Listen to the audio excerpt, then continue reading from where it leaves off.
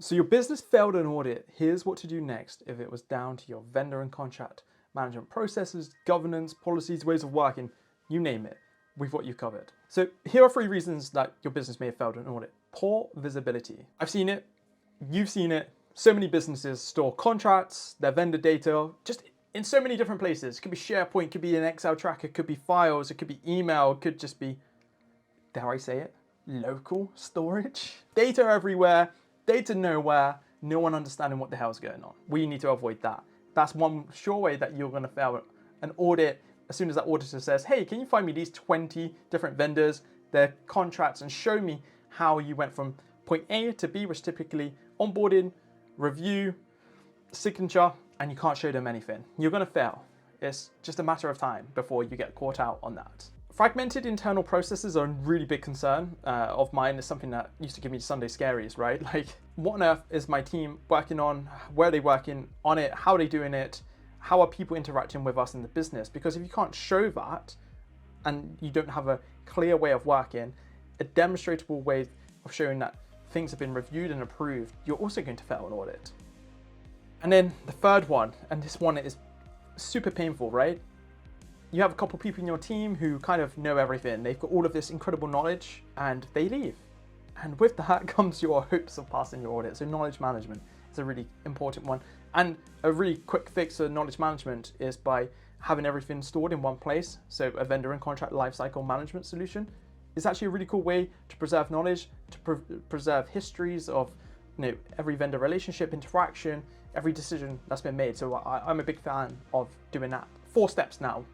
4 steps to ensure that you don't do this again, that you don't fail an audit, that you overcome it. And hey, if you've not failed an audit, you're just getting ready to do like some sort of audit, these are going to be really good for you as well. So you want to take the results of the audit that you've had so far and you want to focus in on those areas. So it could be, hey, we've got a poor vendor management process, including an inability to show how vendors are onboarded. You then want to look at ways to automate and standardize. So standardize all your processes across your business, all of your documentation, all of your contract documents, the way in which you work.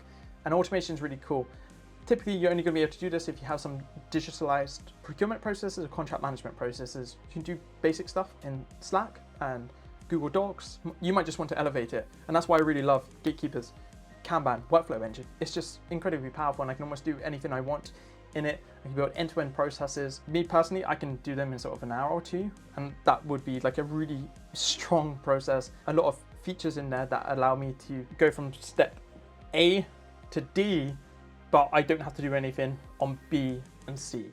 Kind of powerful, right? In terms of making sure that you're on top of the audit next time around, you probably want to implement some sort of digital solution, right? That's a really good way to do this. Everything I kind of discussed right now is so easy to do in a digital solution.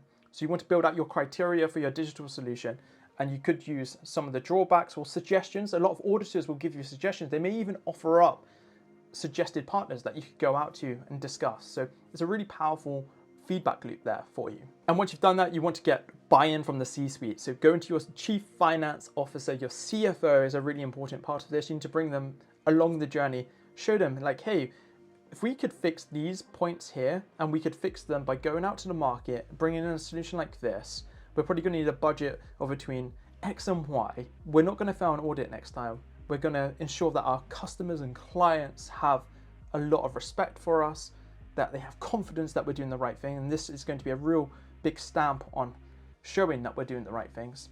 I think they're going to be completely on board with it. And from there, when you go out to market, have a decent requirement built out, and then compare and contrast, get on demos, talk to people, and explore what's out there. By following these steps, you're going to be audit ready next time around. You're going to build just far better processes and systems and ways of working. Before you go, I think you should go and check out this video right here. I think it's going to be super useful to you. It's going to help you with your vendor and contract management, and I'll see you soon.